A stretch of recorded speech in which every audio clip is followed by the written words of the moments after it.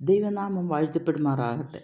നമ്മുടെ രക്ഷിതാവും കർത്താവുമായ യേശുക്രിസ്തുവിൻ്റെ നാമത്തിൽ എല്ലാവർക്കും എൻ്റെ സ്നേഹവന്ദനം. സദൃശവാക്യം 31 സാമർഥ്യമുള്ള ഭാര്യയെക്കുറിച്ചുള്ള പഠനത്തിൽ അവൾക്ക് കുടുംബാംഗങ്ങളിൽ നിന്നും ലഭിച്ച ആദരവിനെക്കുറിച്ച് കഴിഞ്ഞ ദിവസം നാം കണ്ടുവല്ലോ. 30 വാക്യം ഇങ്ങനെ വായിക്കുന്നു: ലാവണ്യം വ്യാജവും സൗന്ദര്യം വ്യർത്ഥവുമാകുന്നു, യഹോവാഭക്തിയുള്ള സ്ത്രീയോ പ്രശംസിക്കപ്പെടും. ഒരു സ്ത്രീയുടെ ആകർഷകത്വം മനുഷ്യരെ തെറ്റിദ്ധരിപ്പിച്ച് യഥാർത്ഥത്തിലുള്ള അവളുടെ വ്യക്തിത്വത്തിൽ നിന്നും വ്യത്യസ്തമായൊരു ചിത്രം നൽകി കബളിപ്പിക്കും എന്നാണ് ഈ വാക്യത്തിൻ്റെ ആദ്യ ഭാഗത്ത് പറഞ്ഞിരിക്കുന്നത്. ഈ ലോകം വ്യാജത്തിൻ്റെ ലോകമാണ്. സമൂഹത്തിൻ്റെ എല്ലാ തുറകളിലും വ്യാജമായി നിർമ്മിച്ചെടുത്ത ആകർഷകത്വം കൊണ്ട് ജനങ്ങളെ വഞ്ചിക്കുന്ന വ്യക്തികളെ കാണാം. വഞ്ചനയുടെ മുഖംമൂടി ധരിച്ച് മെനഞ്ഞെടുത്ത വശ്യത കൊണ്ട് ജനങ്ങളെ വഞ്ചിക്കുന്ന ആൾ ദൈവങ്ങളെ നമുക്ക് ചുറ്റുപാടും കാണാം. എഴുത്തുകാരൻ നമുക്കൊരു മുന്നറിയിപ്പ് നൽകുകയാണ്. വഞ്ചനയുടെ മായാവലയത്തിൽ കുടുങ്ങി ചതിക്കപ്പെടാതിരിക്കണമെങ്കിൽ ഭേദാഭേദങ്ങളെ തിരിച്ചറിയുവാൻ നമ്മെ പ്രാപ്തരാക്കുന്ന ദൈവിക ജ്ഞാനം നമുക്ക് ആവശ്യമാണ്. അതിനുവേണ്ടി നമുക്ക് പ്രാർത്ഥിക്കാം. രണ്ടാമത് പറഞ്ഞിരിക്കുന്നത് സൗന്ദര്യത്തെക്കുറിച്ചാണ്. അത് വ്യർത്ഥം ആണെന്ന് എഴുത്തുകാരൻ പറയുന്നു. വ്യർത്ഥം അല്ലെങ്കിൽ വെയിൻ എന്ന പദത്തിന് എബ്രായ ഭാഷയിൽ ഹെബൽ എന്ന പദം ഉപയോഗിച്ചിരിക്കുന്നു.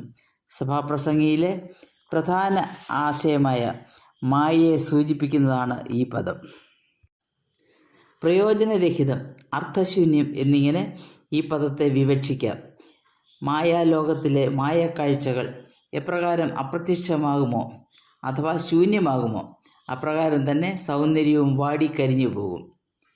മധുരമായി വശീകരണ വാക്കുകൾ ഉപയോഗിച്ച് സംസാരിക്കുന്ന ഒരു വ്യക്തി തികച്ചും വ്യത്യസ്തമായൊരു സ്വഭാവത്തിനുടമയായേക്കാം. ഇന്നത്തെ കോർപ്പറേറ്റ് ലോകത്തിൽ കണ്ണോടിച്ചാൽ ഇത് മനസ്സിലാക്കുവാൻ സാധിക്കും. സ്ത്രീകളുടെ സൗന്ദര്യവും ആകർഷകത്വവും മധുരമായ സംഭാഷണ ശൈലിയും ഉപയോഗിച്ച് കമ്പനികൾ തങ്ങളുടെ ഉൽപ്പന്നങ്ങൾ വിറ്റഴിക്കുന്നു. പുറമേയുള്ള ആകർഷണീയത മറ്റുള്ളവരെ വിദഗ്ധമായി കബളിപ്പിക്കുവാൻ ഉപയോഗിക്കുന്നു. എന്നാൽ ആകർഷകത്വമുള്ള മുഖം എല്ലാ കാലവും ഒരേപോലെ നിലനിൽക്കുകയില്ല. അത് വെറും മിഥ്യയാണെന്നും അതിൽ വീഴരുതെന്നും ഇവിടെ മുന്നറിയിപ്പ് നൽകുന്നു. ഒരു വ്യക്തിയുടെ വ്യക്തിത്വം എന്നത് സൗന്ദര്യമല്ല, മറിച്ച് അതിനേക്കാൾ ശ്രേഷ്ഠമായ മറ്റൊന്നാണെന്നാണ് പറയുന്നത്. അതാണ് 30 വാക്യത്തിൻ്റെ 2 ഭാഗത്ത് യഹോവ ഭക്തിയുള്ള സ്ത്രീയോ പ്രശംസിക്കപ്പെടും. ഇവിടെ ദൈവഭക്തിയുള്ള സ്ത്രീയും ബാഹ്യ സൗന്ദര്യം മാത്രമുള്ള സ്ത്രീയും തമ്മിലുള്ള വ്യത്യാസം എടുത്തു കാട്ടുന്നു.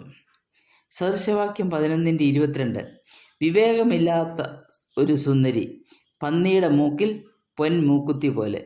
പുറമേയുള്ള സൗന്ദര്യം വ്യർത്ഥമാണ്. ബുദ്ധിസാമർഥ്യവും വിവേകവും ആയിരിക്കണം ഒരു വ്യക്തിയുടെ മുഖമുദ്ര. സൗന്ദര്യം ഒരു മരീചികയാണ്. ജനങ്ങൾ വളരെ വേഗം അതിൽ ആകർഷകരാകും. അത് താൽക്കാലികവും നൈമിഷികവുമാണ്. എന്നാൽ യഹോവ ഭക്തി നിലനിൽക്കുന്നതാണ്. അത് മരണത്തിനപ്പുറവും നിലനിൽക്കുന്നു. ഒരു വ്യക്തിയുടെ ദൈവഭക്തിയിൽ നിന്നുടലെടുത്ത ദൈവിക ഗുണങ്ങൾ വരും തലമുറയ്ക്ക് ഒരു മാതൃകയായി എക്കാലവും നിലനിൽക്കും. അവർ അവശേഷിപ്പിക്കുന്ന പൈതൃകം വരും തലമുറയ്ക്ക് മാതൃകയാണ്.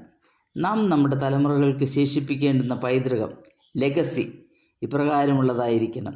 2 കൊരിന്ത്യർ 4:18 ഇവിടെ അന്വർത്ഥമാണ്. കാണുന്നതിനെയല്ല കാണാത്തതിനെ അത്രേ ഞങ്ങൾ നോക്കിക്കൊണ്ടിരിക്കുന്നു. കാണുന്നത് താൽക്കാലികം, കാണാത്തതോ നിത്യം. യഹോവ ഭക്തി നിത്യതയിലേക്കുള്ള മുതൽക്കൂട്ടാണ്. ദൈവത്തിന് സമർപ്പിക്കപ്പെട്ട ഒരു ജീവിതത്തിനാണ് മനുഷ്യനിൽ നിന്നും ദൈവത്തിൽ നിന്നും അംഗീകാരവും പ്രശംസയും ലഭിക്കുന്നത്. അതിനായി നമുക്ക് നമ്മെ തന്നെ സമർപ്പിക്കാം.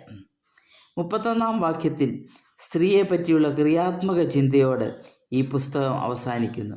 എഴുത്തുകാരൻ ഇവിടെ ഒരു ആഹ്വാനം നടത്തുകയാണ്. അവളുടെ കൈകളുടെ ഫലം അവൾക്ക് കൊടുപ്പീൻ. അവളുടെ സ്വന്തം പ്രവൃത്തികൾ പട്ടണവാതിൽക്കൽ അവളെ പ്രശംസിക്കട്ടെ. ഇവൾ പ്രശംസയ്ക്ക് അർഹയാണ്. കാരണം അവളുടെ കൈകളുടെ പ്രവൃത്തി അത്രമാത്രം ശ്രേഷ്ഠമാണ്. ആ ശ്രേഷ്ഠതയ്ക്ക് തക്കവണ്ണം അവൾക്ക് പ്രശംസ കൊടുക്കണം. ആ പ്രശംസ പരസ്യസ്ഥാനത്ത് പട്ടണവാതിലോളം എത്തണം. ഈ സ്ത്രീയുടെ ആദ്യത്തെ പ്രവർത്തന മണ്ഡലം അവളുടെ വീടായിരുന്നു.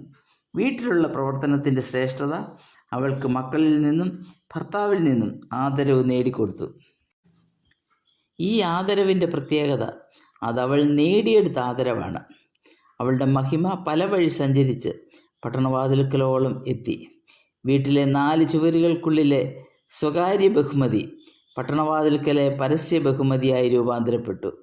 പരസ്യമായ പ്രശംസയ്ക്ക് അവൾ അർഹയാണ്. അത് അവൾക്ക് നൽകണം എന്ന ആഹ്വാനത്തോടെ ഈ അധ്യായം അവസാനിക്കുന്നു. ഈ സ്ത്രീയെക്കുറിച്ചുള്ള പഠനത്തിൽ നാം അനുവർത്തിക്കേണ്ട പല ഗുണവിശേഷങ്ങൾ നാം കണ്ടു കഴിഞ്ഞു. അവളുടെ ജീവിതം വിജയത്തിൻ്റെ ജീവിതമായിരുന്നു. ഈ വിജയത്തിൻ്റെ അടിസ്ഥാനം അവളുടെ യഹോവ ഭക്തിയായിരുന്നു. യഹോവ ഭക്തി ജ്ഞാനത്തിൻ്റെ ആരംഭമാകുന്നു എന്ന വാക്യം അന്വർത്ഥമാക്കിക്കൊണ്ടുള്ള ഒരു ജീവിതമായിരുന്നു അവളുടേത്. ഈ പഠനത്തിൽ നിന്നും ലഭിച്ച പാഠങ്ങൾ ഉൾക്കൊണ്ട് നമുക്കും വിജയകരമായ ജീവിതത്തിനുടമകളാകാം. ദൈവനാമം മാത്രം മഹത്വപ്പെടട്ടെ.